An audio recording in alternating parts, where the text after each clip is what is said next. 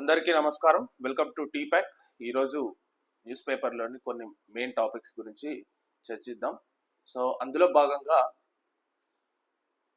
ఒకటి చూడండి, కులం ఆధారంగా పన్నులు కేటాయింపు వద్దు. సుప్రీంకోర్టు చీఫ్ జస్టిస్ చంద్రచూడ్ ఏమని చెప్పాడంటే, జైళ్లలో ఇంకా కులం నడుస్తుంది. సో జైళ్లలో కులం వ్యవస్థ ఆధారంగా పన్నులు కేటాయింపు అనేది జరుగుతుంది. సో అందులో పాకి పనులు చేయడానికి ఒక క్యాస్ట్ వాళ్ళు, వంట పనులు చేయడానికి ఒక క్యాస్ట్ వాళ్ళు, వేరే పనులు చేయడానికి ఒక క్యాస్ట్ వాళ్ళు. సో ఇది ఎలా జరుగుతుంది? ఆర్టికల్ 21 మర్చిపోయారు. అసలు జైల్లో సిబ్బంది ఇలా అసలు జైల్లో అనేది ప్రతి ఒక్క ఖైదీకి జైలు అధికారి తను ఏం పని చేయాలో నిర్ణయించే అధికారం ఉంటుంది. కానీ అలా జరగట్లేదంట. ఇది చెప్తుంది ఎవరు చెప్తున్నారు అంటే చీఫ్ జస్టిస్ చెప్తున్నాడు. సుప్రీంకోర్టు చీఫ్ జస్టిస్ చెప్తున్నాడు. ఇంకేమని చెప్తున్నాడు చూడండి, ఇంకా కులజాడ్యం పోలేదు. స్వతంత్రం వచ్చి 75 ఏళ్లు దాటిన దేశాన్ని కులజాడ్యం వీడకపోవడంపై సిజేఐ ఆవేదన వ్యక్తం చేశారు. ఏ కులం కూడా పాకి పనులు చేయడానికి లేదా అల్పమైన పనులు చేయడానికి పుట్టలేదు. Remember this point. ఏ కులం కూడా పాకి పని చేయడానికి కానీ ఏది ఇంకేమైనా అల్పమైన పనులు చేయడానికి కానీ ఏ కులం పుట్టలేదు. అంటే జైళ్లలోకి ఏదైనా ఖైదీ వెళ్ళినప్పుడు అతని కులాన్ని బట్టి అతను చేసే పనులు అనేవి డిసైడ్ అవుతున్నాయి అన్నమాట భారతదేశ జైళ్లలో. ఇది రాజకీయాలకు సంబంధించిన వార్త కాదు, సీరియస్ కన్సర్న్.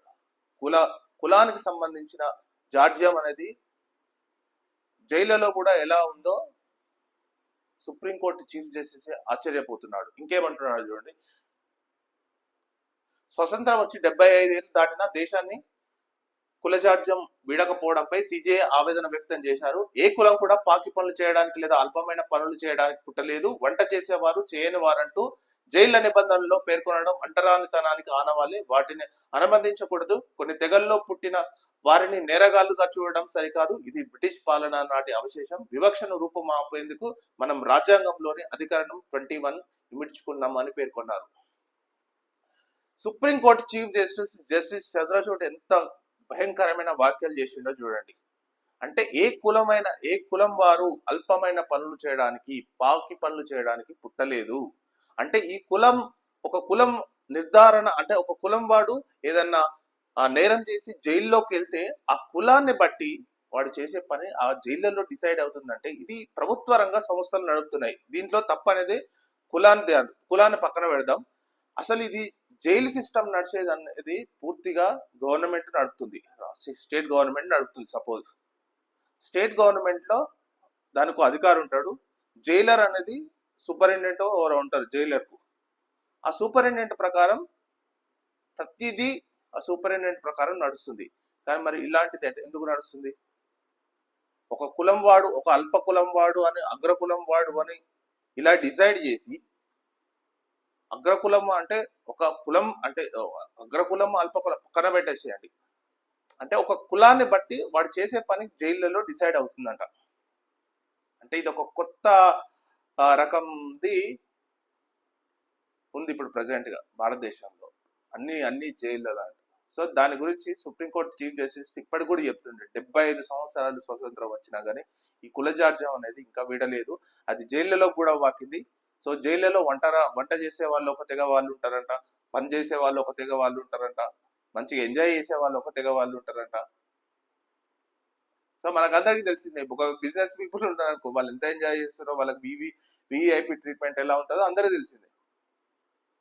సో అట్లాంటి తెగలుగా నిర్ణయించి ఇలా చూడడం అనేది ఆర్టికల్ 21 కు చాలా విఘాతం కలిగించే అంశం. మనం ఆర్టికల్ 21 తెచ్చుకుందే ఈ కులాన్ని అందరినూ సమానత్వంగా ఉంచడానికే ఆర్టికల్ 21 తెచ్చుకున్నాం. సో ఇలాంటి ఓరు ఎక్కువ ఓరు తక్కువ అనే దానికి కాదు. సో కానీ అది నడుస్తలేదు అని చెప్పి స్వయంగా చీఫ్ జస్టిస్ చెప్తుందంటే,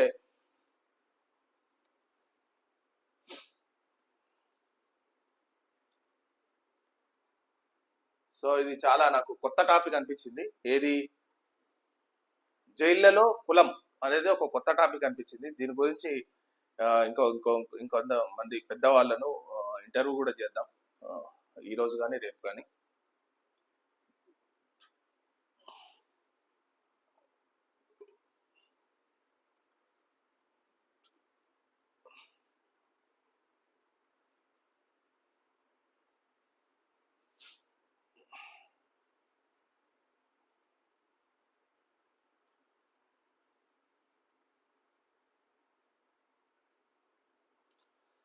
ఇంకోటి న్యూస్, మన దేశం నుంచి తొలిసారి కైలాస శిఖర దర్శనం.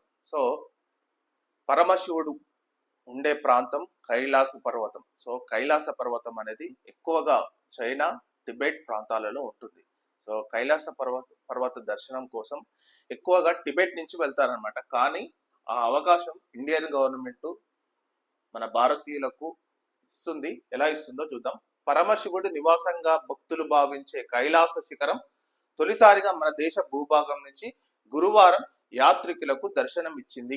ఉత్తరాఖండ్ లోని పితోర్గఢ్ జిల్లాలో వ్యాసలోయ వద్ద గల పాత లిపులేక్ పాస్ నుంచి ఈ పవిత్ర దర్శనం ఆవిష్కృతమవుతుందంట. ఉత్తరాఖండ్ లోని పితోర్గఢ్ జిల్లాలో వ్యాసలోయ వద్ద పాత లిపులేక్ పాస్ నుంచి, సో పరమశివుడు నివాసంగా భక్తులు భావించే ఈ కైలాస శిఖరం తొలిసారిగా మన దేశ భూభాగం నుంచి గురువారం యాత్రికులకు దర్శనం ఇచ్చింది. ఉత్తరాఖండ్ లోని పితోర్గఢ్ జిల్లాలో వ్యాసలోయ వద్ద గల పాత లిపులేక్ పాస్ నుంచి ఈ పవిత్ర దర్శనం ఆవిష్కృతమవుతుంది. గతంలో కైలాస శిఖరాన్ని సందర్శించేందుకు యాత్రికులు టిబెట్ భూభాగంలోకి వెళ్లాల్సి వచ్చేది. 5గురితో కూడిన యాత్రికుల మొదటి బృందం సభ్యులు పాత లిపులేక్ పాస్ నుంచి కైలాస శిఖరాన్ని దర్శించారు. ఈ అపురూప ఘట్టం యాత్రికులకు అలౌకిక ఆనందాన్ని అందించింది అని పితోర్గఢ్ జిల్లా. సో సో కైలాస పర్వతాన్ని దర్శించుకోవాలంటే టిబెట్ నుంచి వెళ్లాల్సి ఉంటుంది అనమాట. కాకపోతే ఏంటంటే ఇప్పుడు ఆ అవకాశం అనేది ఇండియన్ గవర్నమెంట్ ఉత్తరాఖండ్ డిస్టిక్ లోని పితోర్గఢ్ జిల్లా నుంచి మనం కూడా దర్శించుకోవచ్చు కైలాస పర్వతాన్ని అని చెప్పి కొత్తగా ఒక 5గురితో స్టార్ట్ చేసింది. సో ఆ 5గురు ఆనందం అనేది విపరీతమైన అలౌకిక ఆనందం, అంటే పట్టలేని సంతోషంతో ఉన్నారంట వాళ్ళు. అంటే శివుడి దర్శనం అంటే ఆ శిఖరాన్ని, కైలాస పర్వత శిఖరం అనేది నిజంగా ఒక మిస్టీరియస్ ప్లేస్ చెప్పాలంటే. చాలా మంది ఎవరెస్ట్ శిఖరాన్ని ఇంకా పెద్ద పెద్ద శిఖరాలను అందరూ చూసారు, కానీ కైలాస పర్వతాన్ని మాత్రం అక్కడికి వెళ్తే ఒక డిఫరెంట్ మైథాలజీతో ఉంటారని. ప్లస్ మానస సరోవరం, అక్కడ ఉండే నదులు కానీ అక్కడ ఉండే వాటర్ కానీ చాలా శివుడు పరమ ధ్యానంతో ఉంటాయని అందరు చెప్తుంటారు. సో న్యూస్ లో కూడా చూస్తుంటాం అప్పుడప్పుడు. సో అలాంటి ఆనందాన్ని, అలాంటి అనుభూతిని శివభక్తులు మన దేశం నుంచి చాలా మంది ఇప్పుడు వెళ్తుంటారు కూడా. సో అదనమాట.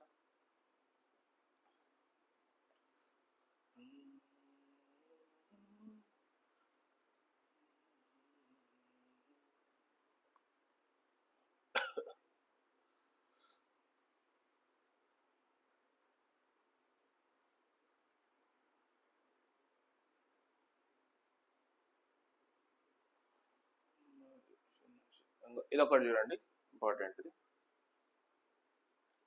ఇప్పుడు మామూలుగా మనకు మోటార్ వెహికల్ చట్టం అనేది ఏం చెప్తుందంటే 18 ఏళ్ళు పైబడిన వారికే ఈ డ్రైవింగ్ లైసెన్స్ ఇవ్వాలని మోటార్ వెహికల్ చట్టం చెప్తుంది అనమాట. సో ఈ మోటార్ వెహికల్ చట్టానికి కొన్ని సవరణలు చేశారు. దేని గురించి? ఎలక్ట్రికల్ బైక్ గురించి.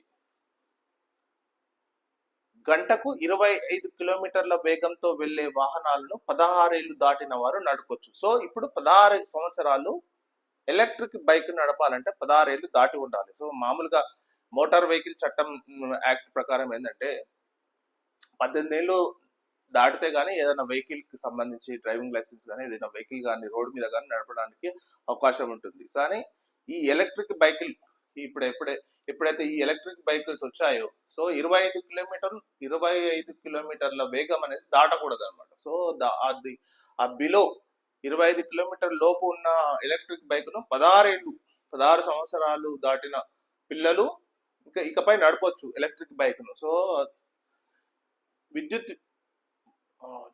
విద్యుత్ వాహనాల వినియోగం పెరుగుతున్న నేపథ్యంలో వాటిని నడిపేందుకు 16 ఏళ్లు దాటిన వారికి వెసులుబాటు కల్పిస్తూ కేంద్ర ప్రభుత్వం కేంద్ర మోటారు వాహనాల చట్టానికి సవరణలు ప్రతిపాదించింది. 1500 వాట్స్ లేదంటే కేంద్రం ప్రకటించే సామర్థ్యంతో గంటకు 25 కిలోమీటర్లకు మించిన వేగంతో నడిచే వాటిని 16 ఏళ్లు పైబడిన వారు బహిరంగ స్థలాల్లో నడపడానికి వీలు కల్పించాలని నిర్ణయించింది అనమాట. ఇంకోటి ఏంటంటే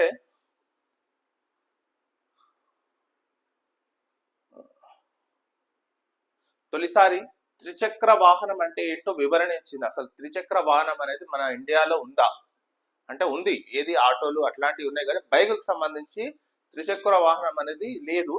కానీ దానికి వివరణ ఇచ్చింది. వీటిని గరిష్టంగా 50 కిలోమీటర్ల వేగ పరిమితిని విధించింది. అంటే త్రిచక్ర వాహనం ఎవరైతే మామూలు హ్యాండిక్యాప్డ్ పీపుల్ ఎవరైతే నడుపుతారో వాళ్ళు త్రిచక్ర వాహనం వాటికి ఇప్పుడు ఒక వివరణ ఇచ్చింది సెంట్రల్ గవర్నమెంట్. ఏంటంటే వాటికి లాక్ అంటే 50 కిలోమీటర్లు దాటి ఎక్కువ వేగం ఉండకూడదు. సో 50 కిలోమీటర్ల వేగం లోపు ద్విచక్ర వాహనాలు చేసుకోవచ్చు. అంటే ఎవరైనా హ్యాండిక్యాప్డ్ పీపుల్ కానీ ఎవరైనా ప్యాషన్ తో చేసుకోవడం కానీ చేసుకోవచ్చు అని చెప్పింది. కాకపోతే దానికి లాక్ మాత్రం కంపల్సరీ 50 కిలోమీటర్స్ లోపే ఉండాలని చెప్పింది అనమాట. సో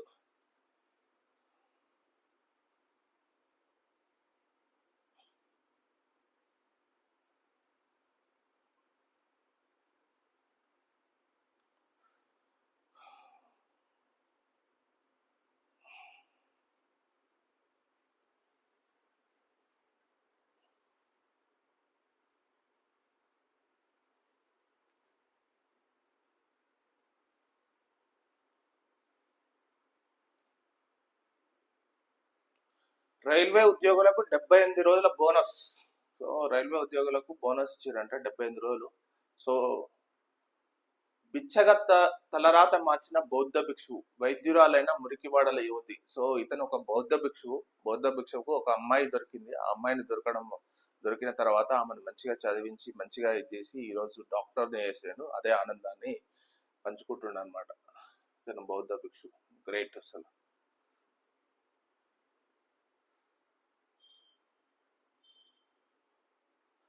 కోల్కతా ఆసుపత్రిలో అత్యాచార బాధితురాలకి మద్దతుగా విగ్రహం. సో కోల్కతాలో మీకు అందరికీ తెలిసిందే, అత్యాచారం జరిగి హత్య చేయబడిన ఒక వైద్యురాలిపై సో ఆమె గురించి చాలా మంది వైద్యులు ఎంతో మంది నిరాహార దీక్ష ప్రొటెస్ట్ చాలా ఇప్పటికి కూడా జరుగుతుంది పశ్చిమ బెంగాల్లో.